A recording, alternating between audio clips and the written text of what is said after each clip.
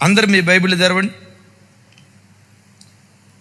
యోహాను సువార్త 12వ అధ్యాయం 6వ వచనం. 12వ అధ్యాయం 6వ వచనం. యోహాను సువార్త.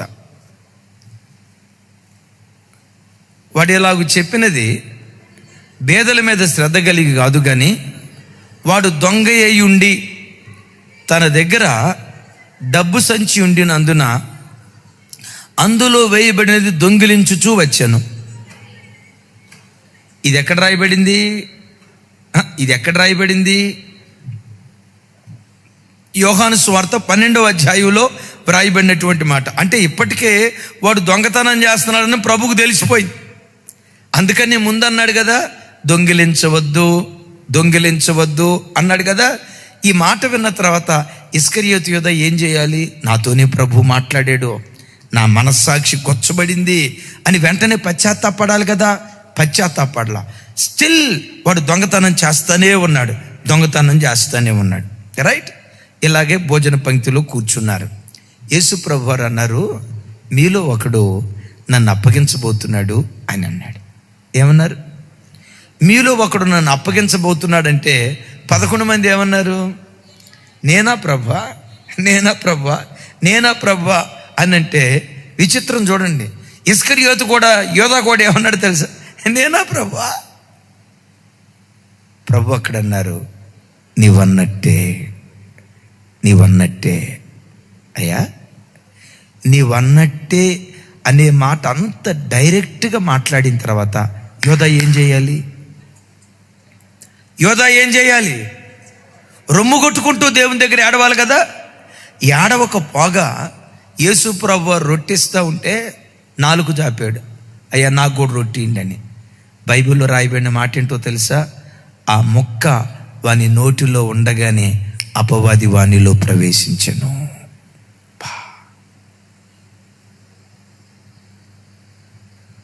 ఎవరు ప్రవేశించారు అంటే ఇప్పుడు యోధా ఎవరికి అప్పగించబడ్డాడు? బిడ్లరా ఒకసారి చూడండి. మీలో చాలామంది యేసు ప్రభు నమ్ముకుని బల్లారాధనలో పాల్గొనే వాళ్ళు ఉన్నారు, దేవునికి స్తోత్రం. ప్రతి ఆదివారం వాక్యం వినేవాళ్ళు ఉన్నారు, దేవునికి స్తోత్రం. ప్రతి అరుణోదయ పదనాన్ని మన ఇమ్మాన్యుయల్ మినిస్ట్రీస్ ద్వారా అందించబడే వర్తమానాలు వినేవాళ్ళు ఉన్నారు, దేవునికి స్తోత్రం. అయితే ఒక మాట చెప్తాను, దేవుడు వాక్యం ద్వారా నీతో మాట్లాడిన తర్వాత, నీ మనస్సాక్షిని రేపిన తర్వాత, నిర్మలమైన నీ మనస్సాక్షిలో దేవుడు వాక్యం చేత మంట పుట్టించిన తర్వాత వెంటనే బ్రతుకు మార్చుకోవటానికి నిన్ను అప్పగించుకో. బ్రతుకు మార్చుకోవటానికి అప్పగించుకోకుండా వాత వేయబడిన మనస్సాక్షితో బ్రతికేవా? ఒక భయంకరమైన మాట చెప్తాను, దేవుడే నిన్ను సైతాను చేతికి తర్వాత అప్పగిస్తాడు. వాక్యానికి నువ్వు అప్పగించుకోకపోతే మనస్సాక్షి నీతో మాట్లాడుతుంది. ఉద్యోగ స్థలంలో అబద్ధమాడుతున్నావు, తస్మాత్ జాగ్రత్త. చూడకూడని వాటిని చూస్తున్నావు, తస్మాత్ జాగ్రత్త. నీలో ప్రార్థన బలిపీఠం పడిపోయింది, తస్మాత్ జాగ్రత్త. నువ్వు వినే వాక్యం ఒకటి, బ్రతికే బ్రతుకొకటి, తస్మాత్ జాగ్రత్త. ఒక భార్యగా భర్తను గూర్చి మాటను మాట్లాడకూడదు, తస్మాత్ జాగ్రత్త. వయసులో ఉన్న తండ్రిని పట్టుకొని మాటను మాట్లాడకూడదు, తస్మాత్ జాగ్రత్త. నీ మనస్సాక్షి నీతో మాట్లాడుతుంది. ఆవిడ అత్త తల్లి లాంటిదమ్మా, అత్తను పట్టుకొని ఆ మాట మాట్లాడకూడదు, తస్మాత్ జాగ్రత్త. అరే ఇంటికి వచ్చిన కోడలను పట్టుకొని నోటికొచ్చినట్టు మాట్లాడు, తస్మాత్ జాగ్రత్త. ఒక కూతురులాగా కోడలను చూసుకో, నీ మనస్సాక్షి నీతో మాట్లాడుతుంది. వింటున్నారు ఈ మాటలు? నీ మనస్సాక్షి నీతో మాట్లాడుతున్నప్పుడు ఆ మనస్సాక్షికి లోబడి దేవుని వాక్యానికి నువ్వు అప్పగించుకో. శత్రువు నిన్ను ముట్టకుండా నీ చుట్టూత దేవుడు కంచి వేయటం ప్రారంభిస్తాడు. చప్పలు కొడుతూ దేవునికి స్తోత్రాలు చెప్దాం. విన్నారా అన్న? మనస్సాక్షి చేత రేపబడినప్పుడు పశ్చాత్తాపడితే సైతాను గడి చేతికి దేవుడు మనల్ని అప్పగించడు అనే దానికి ఒక బలమైన రుజువు పేతురు యోధా ఇద్దరు సమకాలికులే కదా. ఇద్దరు యేసయ్య దగ్గర అపోస్తలత్వం చేశారు కదా. విచిత్రం ఏంటో తెలుసా? పేతురు వారు కూడా అబద్ధం ఆడారు. ఆయనతో పాటు నువ్వు ఉన్నవాడివి కదా అని అందా చిన్నమ్మ. ఏమన్నాడు పేతురు వారు? నీ మీదొట్టు ఆ పేరే నాకు తెలియదు అన్నాడు.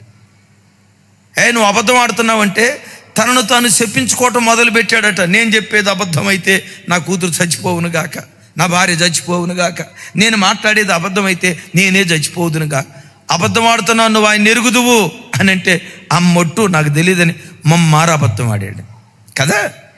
అబద్ధమాడిన పేతురు వారు ఆ స్థలంలో మమ్మారు కోడి కోయికు మునుపు అబద్ధం ఆడారో లేదో అప్పుడే ప్రభువారు బంధించబడి న్యాయపీఠం దగ్గరికి తీసుకెళ్ళబోతున్నాడు. విచిత్రం ఏంటో తెలుసా? యేసయ్య ఆ న్యాయపీఠం దగ్గరికి వెళ్ళేటప్పుడు పేతురు వైపు ఇలా చూశాడట. ఏడ్పు పుట్టించే మాట, దుఃఖం తెప్పించే మాట. పేతురు, అబద్ధం ఆడావు కదూ, 3.5 సంవత్సరాలు నాతో పాటు ఉండి నా ప్రధాన శిష్యునిగా నువ్వు పిలువబడి చివరికి నన్నే ఎరగనని బొంకేవు కదూ, నీకు ఎట్లా నోరు వచ్చింది పేతురు? ఈ మాట అంటానికి నీకు మనసు ఎట్లా వచ్చింది పేతురు? ఈరోజు వాక్యం వింటున్న బిడ్డలారా, ఒకసారి నా తట్టు చూడండి. ఏ దేశంలో ఉండి మీరు వాక్యం వింటున్నారో ఆ రోజు పేతురు వైపు బహుదేనంగా ప్రభు చూస్తున్నట్లుగా, ఏ ఇంట్లో ఉండి నువ్వు వాక్యం వింటున్నావో నీ వైపు కూడా ఈ రాత్రి దేవుడు దేనంగా చూస్తున్నాడు. ఇంత ప్రేమను నీకు పంచానే, ఇంకా నీకు సినిమాల మనసు ఎలా వచ్చింది? ఇంత ప్రేమను నీకు పంచానే, ఆ సీరియళ్ళ మనసు నీకు ఎలా వచ్చింది? ఇంత ప్రేమను పంచానే, ఇంత ఆప్యాయతను, అనురాగాన్ని, ఇంత ఆశీర్వాదాన్ని నీకు పంచాను. ఇంత ఆశీర్వాదాన్ని పంచిన తర్వాత కూడా నాకు ఎలా నువ్వు దూరంగా బ్రతకగలుగుతున్నావు? నా గాయాలు మరలా నువ్వు ఎలా రేపగలుగుతున్నావు? నా గాయాలు రేపుతా ఉంటే నీకు మనసులో బాధ అనిపించలేదా? 3.5 సంవత్సరాల ప్రేమకు ప్రతిగా నువ్వు ఇచ్చే ఫలమా ఇది పేతురా? లైవ్లో వాక్యం వింటున్నావో పేతురు, ఏ దేశంలో ఉండి వాక్యం వింటున్నావో పేతురు, నీతోనే ఈ రాత్రి ప్రభు మాట్లాడుతున్నాడు. దేవుని ప్రేమ ఎంతగా అనుభవించి కూడా ఎలా ఆయనకు దుఃఖాన్ని తెప్పించగలుగుతున్నావు? ఎలా ఆయన గాయాలు రేపగలుగుతున్నావు? దేనంగా చూశాడు పేతురు వారి వైపు. కానీ అద్భుతం ఏంటో తెలుసా? పేతురు వైపు దేనంగా ఎప్పుడైతే చూశారో అక్కడ రాయబడిన మాట, పేతురు యేసయ్య వైపు చూడలేక, కళ్ళల్లో కళ్ళు పెట్టలేక వెలుపటికి వెళ్ళి సంతాపపడి ఏడ్చాడట. విన్నారా? వెలుపటికి వెళ్ళి సంతాపపడి ఏడ్చాడట. ఇది లూకా సువార్తలో ఉంటుంది, మత్తయి సువార్తలో ఉంటుంది. చెప్పండి, ఎలా ఏడ్చాడు? వెలుపటికి వెళ్ళి ఏడ్చాడు అనే పదం వేరు, వెలుపటికి వెళ్ళి ఏడవటం కాదు. ఎలా ఏడ్చాడట? సంతాపపడి ఏడ్చాడట. విన్నారా? సంతాపం అనే పదం ఎక్కడ వాడతాం? ఎవరైనా చనిపోతే సంతాప సభ అనే పేరు వాడతాం కదా. సంతాపము అంటే చనిపోయే స్థలానికి వాడిన పదం. అంటే ఎట్లా ఏడ్చాడు?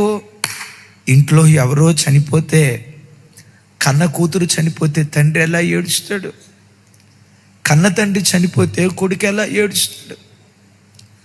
కన్న కూతురు, కడుపున పుట్టిన కూతురు చనిపోతే ఆ కన్న గర్భం ఎంత ఏడ్చిందో కదా. చనిపోయినందుకు ఎంత ఏడుస్తారో పేతురు వారు తప్పు చేసినందుకు అంత ఏడ్చాడట. అబద్ధం ఆడినందుకు అంత ఏడ్చాడట. అయ్యో అయ్యా, నీ ప్రేమను అనుభవించి 3.5 సంవత్సరాలు నీ మోచేతి నీళ్లు త్రాగి, అయ్యా నీ ఉప్పు తిని నీ నీడలో బ్రతికి చివరికి నీవే తెలియదని నేను అబద్ధం ఆడానయ్యా, అయ్యా అయ్యా అయ్యా అయ్యా నన్ను క్షమించు అని ఇంట్లో ఎవరో చనిపోతే ఎట్లా వెక్కి వెక్కి ఏడుస్తారో వెలుపలికి వెళ్ళి సంతాపపడి ఏడ్చారట.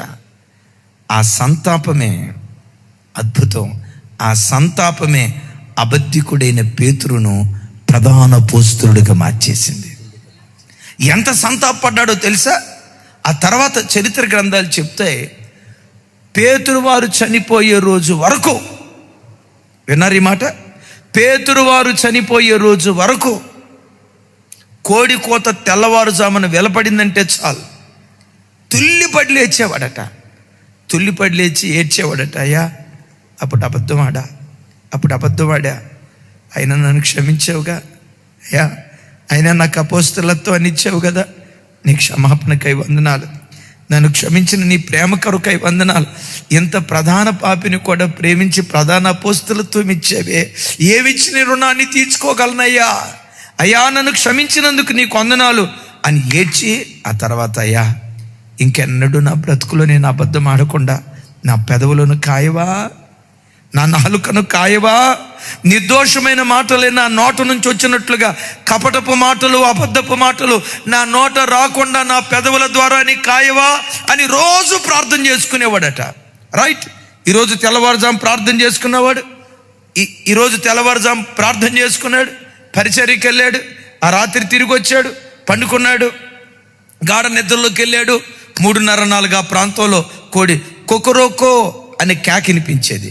కొకరోకో అనే కేక వినటంతో పడకల మీద నుంచి తుల్లిపడి లేచేవాడట, మరలా ఏడ్చేవాడట. అబద్ధికున్నయ్యా క్షమించావు, అబద్ధాలు ఆడిన పెదవులయ్యా అయినా చారదీశావు, నీ ప్రేమ కొందనాలు వేసయ్యా, నీ ఆప్యాయత కొందనాలు వేసయ్యా, ఇక మీదట అబద్ధం ఆడకుండా నా జీవితాన్ని కాపాడవా, నిర్దోషమైన జీవితం జీవించేటట్లుగా నన్ను బ్రతికించవా అని చనిపోయే ఆఖరి క్షణం వరకు కోడి కోత వినబడిందంటే చాలు తుల్లిపడి లేచి ప్రార్థన చేసుకునేవాడట. ఒక్కసారి అబద్ధం ఆడినందుకు జీవితాంతం పశ్చాత్తాపడ్డాడు. ఆ పశ్చాత్తాపమే ప్రధాన అపోస్తలుడిగా పేతురు వారిని మార్చింది. ఆ పశ్చాత్తాపం లేని జీవితమే ఇస్కరియోతు యోధ ఉరేసుకొని చనిపోవటానికి కారణమైంది, అపవాది చేతికి అప్పగించబడటానికి కారణమైంది. తమ్ముడు, చెల్లి, నా వైపు చూడు. నీ మనస్సాక్షి నీతో మాట్లాడేటప్పుడు, నీ మనస్సాక్షి సవడి చేసేటప్పుడు ఆ శబ్దం విను, ఆ శబ్దం విను. ఆ మెల్లనైన స్వరం నీతో మాట్లాడుతున్నప్పుడు విను. దావీదు అపవాది చేతికి అప్పగించబడలా, సౌలు అనుదినము వెతికినా అప్పగించబడలేదు. ఎందుకో చెప్పంటారా? ఒకానొక సందర్భంలో సౌలు యొక్క వస్త్రపు చెంగును కోసాడట. ఒకసారి చెప్పండి. సౌలు యొక్క వస్త్రపు చెంగును కోసాడు. సౌలు యొక్క వస్త్రపు చెంగును కోసినందుకు బైబిల్లో రాయబడిన మాట ఏంటో తెలుసా? అతడు మనస్సున నొచ్చుకుని అనండి పెద్దగా. అతడు మనస్సున ఎందుకు నొచ్చుకున్నాడు? బైబిల్లో రాయబడిన మాట ఏంటంటే, బైబిల్లో రాయబడిన మాట, యెహోవా చేత అభిషేకించబడిన వాడిని ముట్టకూడదు. ముట్టకూడదు అంటే దావీదు గారు ఏం చేశాడు? వస్త్రపు చెంగును, ఏమండి నేను ఒక మాట అంట, ఆ వాక్యం ప్రక్కన పెడితే సౌలు యొక్క వస్త్రపు చెంగు దావీదు కోయటం సబబా కాదా? 21 సార్లు హత్యాయత్నం చేశాడు సార్ సౌలు దావీదు మీద. మరి 21 సార్లు హత్యాయత్నం చేస్తే, చంపాలని ప్రయత్నం చేస్తే చంపడం కూడా సబబే మన భాషలో చెప్పాలంటే. అలాంటిది వస్త్రపు చెంగు వస్తే ఏముంది? కానీ బైబిల్ ఏమని రాయబడిందో తెలుసా? ముట్టకూడదు అని బైబిల్లో రాస్తే, నేను వస్త్రపు చెంగును కోసనే మనస్సున నొచ్చుకొని యెహోవా చేత అభిషేకించబడిన వాడిని నేను ముట్టానని దావీదు పశ్చాత్తాపడ్డాడు. ఆ పశ్చాత్తాపమే దావీదు సాతాను చేతికి అప్పగించబడకుండా దావీదు కాపాడబడటానికి కారణమైంది. Praise the lord. ఇప్పుడు ఇస్కరియోతు యోధ ఎవరికి అప్పగించబడ్డాడు చూడండి ఆ మాట. యోహాను సువార్త 13వ అధ్యాయం 27వ వచనం.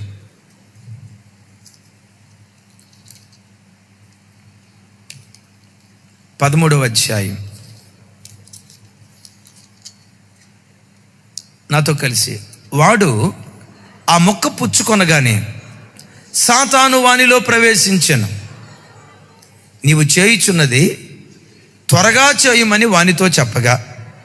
చాలు నా వైపు చూడండి. ఇక ఆ మొక్క పుచ్చుకొనగానే సాతాను వానిలో ప్రవేశించాను. సైతాను గాడు ఎవరిలో ప్రవేశించాడట? ఇస్కరియోతు యోధాలో. ఇప్పుడు ఇస్కరియోతు యోధ ఎవరికి అప్పగించబడ్డాడు? సైతాను గడికి అప్పగించబడిన తర్వాత సైతాను గడికి అప్పగించబడిన మనుషుడు ఏం చేస్తాడు తెలుసా? సైతాను గడి కార్యాలు త్వరగా చేసుకుంటా వస్తాడు. మనస్సాక్షి నిర్దోషంగా ఉన్నవాడేమో దేవుని కార్యాలు త్వరగా చేసుకుంటా వస్తాడు. ఆదివారం ప్రార్థన త్వరగా వస్తాడు. విన్నారా? అరుణోదయ ప్రార్థన త్వరగా లేస్తాడు.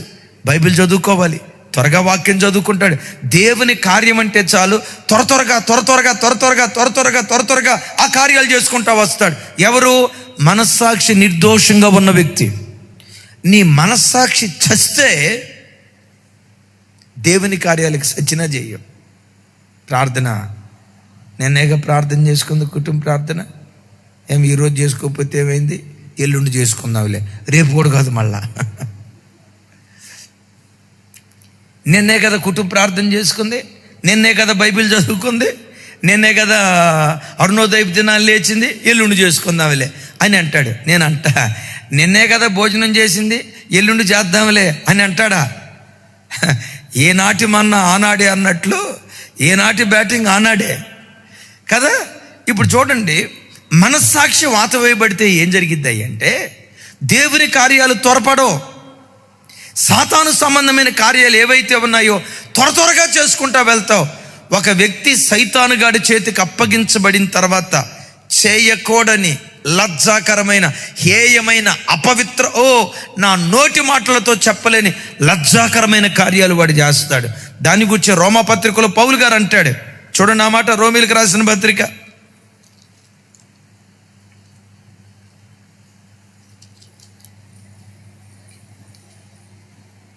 1వ అధ్యాయం 28వ వచనం నుంచి 32వ వచనం వరకు చాలా మాటలు అంటాడు. నాతో కలిసి అందరూ చెప్పండి. మరియు వారు తమ మనస్సులో దేవునికి చోటియ్యకపోయిరి గనుక చేయరాని కార్యములు చేయుటకు దేవుడు భ్రష్ట మనస్సుకు వారిని అప్పగించెను. ఏ మనస్సు? ఆ భ్రష్ట మనస్సు ఏం చేస్తట? చేయరాని కార్యములు చేయుటకు. ఏమంటే ఈరోజు లోకంలో ఎక్కడ చూసినా ఇయే కదా చదివేది, చేయరాని కార్యాలు. ఒక యవ్వనమ్మాయి తల్లిని చంపి తను వెళ్తున్న చెడ్డ మార్గానికి అడ్డొస్తుందని తల్లిని చంపి ఆ తల్లిని మొక్కలు చేసి చెత్త డబ్బాల్లో తల్లి మొక్కలు వేసుకొని మూసి కాలువలో పడేసింది. ఏంటి?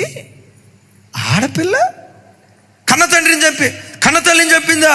అవును, కన్న తల్లిని చంపి మొక్కలు చేసి, ఎట్లా మొక్కలు చేసిందో తెలుసా?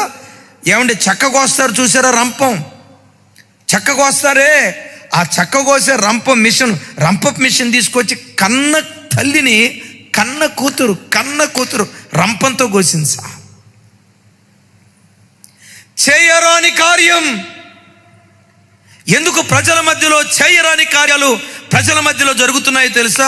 వాళ్ళు సాతాను చేతికి అప్పగించబడ్డారు. చాలాసార్లు చెప్పా, దగ్గరే మన ప్రాంతంలో అమీన్పూర్ ప్రాంతంలో కన్న తల్లి కడుపున పుట్టిన 3 పిల్లలను ముఖం మీద దిండదిమి 3 పిల్లలను చంపింది. పెద్దోడి వయసు 12 సంవత్సరాలు, అమ్మాయి వయసు 10 సంవత్సరాలు, చిన్నోడి వయసు 8 సంవత్సరాలు. వాళ్ళు నిద్రపోతా ఉంటే కన్న తల్లి వాళ్ళ ముఖం మీద దిండదిమి ఊపిరాడకుండా చేసి పిల్లల 3 చంపేసింది. ఎందుకు ఇలా జరిగింది? చేయరాని కార్యాలు చేయటానికి కారణం ఏంటో తెలుసా? వారి మనస్సాక్షి వాత వేయబడి చచ్చిపోయింది. వాళ్ళ మనస్సాక్షి నేరారోపణ చేసే మనస్సాక్షి నిశ్శబ్దమైపోయింది కనుక చేయరాని కార్యాలు వాళ్ళు చేస్తూ శాపగ్రస్తమైన పరిస్థితులకు వెళ్ళారు. బిడ్డలారా, అలాంటి చేయరాని కార్యాలు నీ జీవితంలో జరగకుండా ఉండునట్లుగా హైకోర్టు, సుప్రీంకోర్టు కంటే శ్రేష్టమైన మనస్సాక్షి అనే న్యాయస్థానాన్ని ప్రతి క్షణం బ్రతికించుకుందుముగాక. చప్పలు కొడుతూ ప్రభు వారికి స్తోత్రాలు చెప్దాం. చేయరాని కార్యములు చేయుటకు భ్రష్ట మనస్సుకు వారిని అప్పగించెను. తర్వాత ఏం చేశారు? అట్టివారు సమస్తమైన దుర్నీతి చేత, దుష్టత్వం చేత, లోభత్వం చేత, ఈర్ష్య చేత నిండుకొని మత్సరము, నరహత్య, కలహము, కపటము, వైరమను వాటితో నిండిన వారై కొండెగాండ్రును, అపవాదకులను, దేవద్వేషకులను, హింసకులను, అహంకారులను, బింకములాడువారును, చెడ్డ వాటిని కల్పించువారును, తల్లిదండ్రుల కవిధేయులను.